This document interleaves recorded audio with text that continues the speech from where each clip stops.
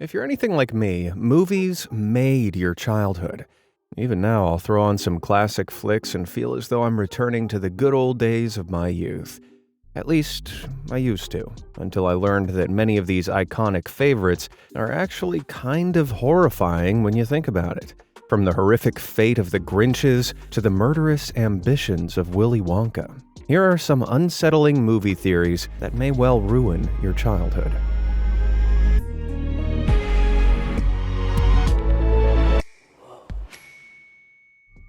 A groovy tragedy. The Emperor's New Groove was one of my all-time favorites growing up. The animated Disney classic tells the story of Incan Emperor Cusco, who gets turned into a llama after drinking a potion brewed by the evil scientist Yzma. Hate it when that happens. Although he becomes a llama, our boy Cusco can't understand other animals and still speaks in plain English. When Yzma is later turned into a cat, she also speaks English. Every other animal in the movie is normal, apart from this one. So why the heck can we understand this random fly that's only in the movie for a few seconds? There's only one logical explanation. It was once a human too. Think about it. Yzma would have needed a lot of test subjects when perfecting her potions, and she definitely doesn't seem the type to care about changing them back into humans afterwards. Clearly, this poor guy used to be human before Yzma captured him, experimented on him, and released him as a fly, only for him to be devoured alive by a spider. Damn, I thought this movie was for kids. I don't know, man. This sort of cartoon violence just doesn't fly with me. Darth Binks. Before the release of Disney's awful Star Wars trilogy, you'd have been hard-pressed to find a more controversial topic among fans of the saga than Jar Jar Binks. Introduced in 1999's The Phantom Menace, Binks is a bumbling fool who was apparently designed as comic relief. Some loved him, some hated him. But what if old Jar Jar was intended to be more than just a gag? Hear me out. There's substantial evidence that Jar Jar was secretly a super powerful Sith Lord the entire time. Throughout Episode 1, we see the Gungan misfit performing feats of agility and acrobatics only Force users should be capable of. He also seems to use the Force to manipulate people on multiple occasions. Here, he appears to be mimicking this guy's speech, like he's controlling what he's saying. The Queen wishes it. She's curious about the planet. Queen wishes it. She's curious about the planet. Creepy. And here he even uses the infamous Jedi hand wave to stop someone from attacking him. Sure, these movements could have been unintentional, but Jar Jar was played by a carefully directed actor, and the CGI model was meticulously animated over him by a team of tech wizards. It seems highly unlikely that any of his actions were accidental. The theory goes that Jar Jar manipulated the events of the entire prequel trilogy to bring the Empire to power. First, he creates a commotion on Tatooine, which leads to Qui-Gon Jinn meeting Anakin Skywalker. This is because he knows Anakin is the chosen one and needs to be trained by the Jedi before being turned to the dark side. He's also from the same planet as Palpatine, Naboo. So, it makes sense that he could have joined forces with the Sith Lord, potentially even being above him. Why? Because he wants to conquer the galaxy and crush all who stand before him. Even if he's the one to give Palpatine complete control of the Senate, allowing him to eventually destroy democracy and wipe out the Jedi. You ask me, George Lucas planned for all this, but after seeing how massively controversial the character was, decided to play it safe and go in another direction. This theory might crush the hearts of kids who grew up with Jar Jar, but I can also see it actually redeeming the character for a lot of people. What do you think? Would this have ruined the character or improved it? Let me know in the comments below. Harry's Curse. The story of Harry Potter has a relatively happy ending. Harry defeats Voldemort, saves the world, and probably has a lot of butterbeers to celebrate. Sorted. But it's entirely possible that the epic saga doesn't actually end as happy as we all thought. See, the tale's central prophecy says that Harry Potter or Voldemort must die at the hand of the other, for neither can live while the other survives. We, the audience, naturally took this to mean that the only person who can kill Voldemort is Harry, and vice versa. But what if it's more than that? The exact wording says, must die at the hand of the other. Does this mean that neither of them could die any other way, say of natural causes? That would make Harry effectively immortal and prevent him from passing on and joining his family, which was the only thing he ever really wanted. Instead, he'd be forced to stand by and watch all his loved ones grow old and pass away before his eyes. Jeez, that's morbid. I guess to find out if it's true, we'll have to wait and see if we ever get a sequel called Harry Potter and the Infinite Misery. Let's hope not, eh? Donkey's Past. The ever-popular Shrek franchise focuses on the titular Green Ogre's adventures in a fantasy kingdom inhabited by iconic fairy tale characters. At first glance, Shrek's goofy sidekick Donkey seems to be an original character created for the movies. However, what if I told you he was from a fairy tale? Think back to Disney's original Pinocchio movie. In a scene that left me with some severe trauma, the kids at Pleasure Island are horrifically transformed into donkeys after indulging in the cursed amusement park's vices. We already know that the little wooden boy himself makes an appearance in Shrek, so why not one of the transmorgified kids? Maybe they stay a donkey for so long, they just had to accept it and move on. I know, that seems a bit of a reach, right? But get this. In Shrek the Third, Donkey mentions how he remembers getting wedgies and swirlies back in high school. Puss in Boots asks how that's possible when he doesn't wear underpants, because he's a donkey. His response, an ominous, "Some things are better left unsaid." Yeah, I'd probably be pretty traumatized and reluctant to talk about my past life too if I'd been forcibly turned into a donkey. But I would like to talk about practically everything else, so why not drop this video a like and subscribe to my channel? If you do, you'll never miss out on any of my shocking videos ever again. Alrighty then, let's get back to some more theories. Carvolution. Pixar's Cars movies are already kinda creepy. The gross, organic car creatures that populate the world just make my skin crawl. Where the heck did they come from? I mean, there aren't any humans in the Cars world, and they're never mentioned either, which implies that the automobile atrocities developed naturally. There's plant life in this universe too, so we know evolution does happen. And given that we also see car models from different eras, it seems that they evolved as well. Hang on then. What did they look like before they became, cars? Were there carriage creatures? Single tires rolling around with eyes? What about before those? What horrifying abominations crawled out of the primordial ooze in this world? Grotesque carfish must have clambered out onto the land, and terrifying plain pterosaurs must have stalked the skies long before they evolved into anything resembling Lightning McQueen. Cripes. At least it's that or the cars were created by humans and then chose to wipe us all out. Either way, it's dark. Very dark. Thanks, Disney. She floats, too. Okay, I'm just gonna say it. Mary Poppins and Pennywise are the same demonic species, and I'm sick of pretending they aren't. That's right. The magical British nanny who spreads cheer and wonder is more like Stephen King's killer clown than you think. Buckle up. So, they're both supernatural entities that return to Earth every 20-something years. 25 for Mary P. and 27 for Pennywise. They both also seek out children, specifically ones named Georgie. The duo then feed on the emotions of the kids they find, Poppins on imagination and happiness, and that clown fella on fear.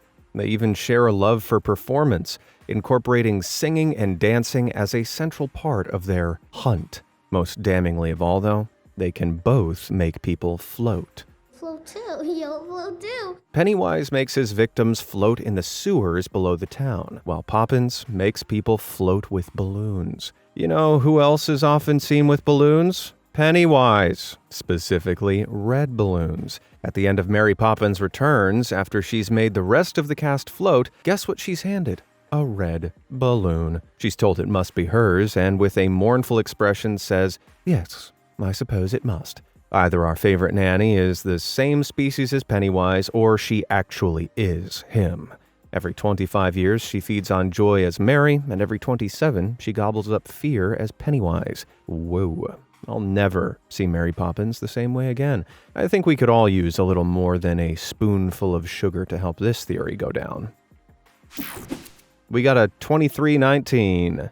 In the world of Pixar's Monsters, Inc., the citizens of Monstropolis live a life segregated from the human world. The monsters are terrified of humans, even children, because they believe they're toxic. But where the heck did this belief come from? It's something that's mysteriously omitted from the movies. Well, what if the first time that monsters encountered humans was during the Black Death? The Black Death was an infamous outbreak of bubonic plague that swept through 14th century Europe. Anybody that caught the deadly disease could expect pus-filled growths, fever, and within just 8 days, lights out. Nice. Supposedly, when monsters first opened a door to the human world, they ended up slap bang in the middle of the horrific pandemic. Consequently, they caught the super infectious disease and brought it back home with them, panicking the monster populace and creating the misconception that all humans are toxic. According to the theory, this is why the 2319 incident was taken so seriously in the original movie. When a monster accidentally takes a human sock back into Monstropolis with them, it causes pandemonium. Which makes total sense if you think the monsters were absolutely terrified that the sock was contaminated with the plague. They even go so far as to totally shave the scarer. Seems a bit weird, right? Well, bubonic plague is spread by fleas, so removing his hair would have prevented them from hiding in it. Mind blown. Hook, line, and sinker. Ah, Peter Pan. The classic story of the boy who never grows up taking on the villainous Captain Hook and his army of pirates. Captain Hook is a villain, right? Well, if you subscribe to one infamous theory, it's actually Pan that's the bad guy. Think about it. He sneaks into children's rooms at night and whisks them away from their families to a foreign land against their will. Already sounds pretty nightmarish. Then, when they get to this strange place, Neverland, they're told they have to become one of Peter's followers, the Lost Boys, and that growing up is the biggest crime. Despite this, unlike Peter, the kidnapped children will eventually grow up. So what happens when they do? Well, the original book that the Disney movie is based on tells us that Peter thins them out. What does that mean? One of two things. He either banishes them, or worse, sends them to sleep with the fishes. Jeez. But why? What's up with Pan's obsession with never growing old? Well, by surrounding himself with kids, he could be feeding on their youth to sustain his own childlike existence. And when they're too old to be of any use to him, he throws them out like an empty soda can. Oh, okay. So, where does all this leave Captain Hook? Well, he's the real hero. Once a lost boy himself, Hook began to get too old, but managed to escape the wrath of Pan before he could be thinned out. Naturally ticked off with his captor's treatment of him, he came back to rescue some of the other lost boys and formed his pirate crew with them. His goal now? To defeat Peter, free the remaining lost boys, and prevent him from taking any other innocent children. Damn. The kicker? The latest interpretation of the story, Peter Pan and Wendy, features a Captain Hook that was indeed once a lost boy. Hook fled because he wanted to see his mom again, and when he returned, older, Peter rejected him, and their feud began. I don't know about you, but to me, all signs point to Peter Pan being one of the biggest jerks in the film. Justice for Hook. Grinch aside. I love Christmas. I watch The Grinch basically every Christmas Eve, but every year I can't help but wonder, what exactly is the Grinch? Where does he come from? Well, let's think about this. He's a strange, hateful green creature that appears quite different from the race of human-like beings called Whos that he lives on the periphery of. Because of this, they shun him. So, is he a furry mutant Who then? Maybe not. In the original animated TV special, the narrator states that the Christmas thief gains the strength of 10 Grinches plus 2. Wait, 10 Grinches? The wording implies that the Grinches are a separate species, or rather, they were. The titular Grinch is the only one we ever see, so where did all the others go? Here's where things get crazy. We know the Whos absolutely love Christmas, and they're portrayed as very religious overall. So, what if the Grinches had conflicting beliefs and the Whos didn't like it? They waged a war on the Grinches, and with far superior numbers on their side, won. All the Grinches were wiped out but one, the Grinch himself, who managed to escape. A heretic to their religion, he's forced to isolate himself in his mountain cave, where his hatred and bitterness for the Whos grows. Eventually, however, he gets so sick of living in loneliness and poverty that he decides to give in and join them. Geez, I changed my mind. I hate Christmas. Abracadabra. We've all heard the cheesy magic word abracadabra. It's usually used by magicians performing tricks, and, well, there's nothing else to it, right? Well, Harry Potter fans probably realized a long time ago that the magic word sounds an awful lot like the infamous killing curse Avada Kedavra. In our universe, it's easy to see that Rowling was inspired by the magician's phrase, but in the world of Harry Potter, there could be an altogether darker reason for the similarity. Muggles got the expression from hearing the killing curse itself. But how would they have come across the spell? Well, we know that the wizarding world has a history of bigotry. Many characters mention that Muggles used to be persecuted, and the majority of the villains in the series still hate them. What if this hatred was once so commonplace that dark wizards would head out to non-wizarding communities for some good old-fashioned Muggle blasting? It makes perfect sense. We non-magic folk would hear the killing curse as we were attacked, and any survivors would pass the story on. Over time, the expression and true meaning behind it were lost and recounted instead as abracadabra. Whoa. It's a super dark theory, and that's even with Voldemort defeated. What if he'd won and brought Muggle hate back into the mainstream? Would our heroes have eventually ended up converting and going on Muggle hunts themselves? Yeesh. I'm canceling the magician I booked for my birthday. It'll only remind me of all this. Want to play a game? The two clumsy villains of the original two Home Alone movies are bad guys, don't get me wrong. But did they really deserve the kind of punishment that little Kevin McAllister put them through? It was almost torturous, don't you think? Kids exhibiting this kind of sadistic behavior rarely just give it up. In fact, it usually gets worse as time goes on. And we don't actually know what became of Kevin as an adult. Or do we? What if I were to tell you that Home Alone is actually a prequel to another famous movie in a rather different franchise, Saw?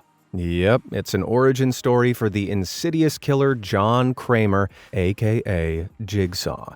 Now, before you kick off, hear me out. For starters, Kevin shows a strange fixation on his next-door neighbor after being told that he's a deranged criminal, perhaps considering him a kindred spirit. He also revels in tormenting the pizza delivery boy by playing threatening snippets from an old movie.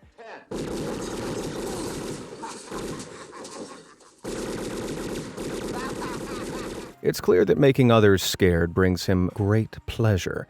But he doesn't stop at just scaring people. Oh no, he enjoys inflicting grievous bodily harm on people too. Seriously, he uses an assortment of twisted traps to burn, impale, and bludgeon the two bumbling criminals, and all with a big ol' smile on his face. Oh, and if that wasn't enough to convince you, Kevin also seems to suffer intense hallucinations. I mean, the boy views the furnace in his basement as a rampaging metal monster from the depths of hell. Something's seriously not right with him. In fact, these traumatic visions seem to have influenced his eventual death traps. They commonly feature jagged, rusty metal and flames. Damn. Sinister behavior, a love to elaborate, torturous traps, and some clearly unaddressed issues. I think it's pretty clear. Kevin ended up changing his name to John Kramer and started work on his murderous hobby. Merry Christmas. Duloc Destruction. Shrek. Sure, I've covered one dark theory about the big green boy already, but is that enough for me? Hell no. As you should know, after the end of the cinematic masterpiece that is the first movie, the evil Lord Farquaad is defeated and his kingdom of Duloc is left without a ruler. We next see the kingdom a few years later in the Scared Shrekless special, and the once prosperous civilization is in ruins. Okay, so you might think that after Farquaad's tyrannical rule ended, people abandoned the city. But would that really happen? Surely someone else would just take over and it'd be business as usual. No, this city wasn't just abandoned, it was violently destroyed. And if you think about it, it's pretty obvious who by. The fairy tale creatures. They were treated horribly by Farquaad, who banished them from his kingdom and enacted all sorts of atrocities on them. It's only natural that they'd want some payback. And a lot of them, including the dragon, were already inside Duloc at the end of the first movie, giving them the perfect opportunity to exact their brutal revenge. They stalked the streets of the kingdom, burning down houses and terrorizing citizens in a revenge-fueled craze, until eventually nothing was left but a burnt-out shell. No wonder they never go back there in any of the other movies. The guilt was too much. Willy Wonka and the Factory of Doom. Charlie and the Chocolate Factory is a classic tale of wonder and whimsy. It's also clearly a mega macabre story of death and destruction. In the original 1971 movie, eccentric chocolatier Willy Wonka is portrayed as a recluse who's lost all faith in humanity. The only thing he feels is hatred for those who keep trying to steal his chocolate recipes and for the greed he sees in the general populace. So why would he hold a contest to allow a bunch of kids to visit his secret factory? I'll tell you why. To punish humanity for its avarice. He set the whole thing up knowing that the kids would ignore his rules and warnings. The factory was one big death trap, and the golden ticket scheme just a way of luring kids into it. Wonka was the twisted mastermind behind all the terrible fates that befell them within the walls of his nightmarish plant. Remember that crazy boat the group go on after Augustus Gloop falls into the chocolate river? It's only got enough seats for the survivors. Almost like Wonka knew Gloop was going to fall. But hold on, Mr. Amazed, I hear you say. Wonka says at the end of the movie that all of the kids survived. Yeah, the same man who made clear at the start of the movie that he couldn't be trusted by pretending he was a frail old man, then doing this.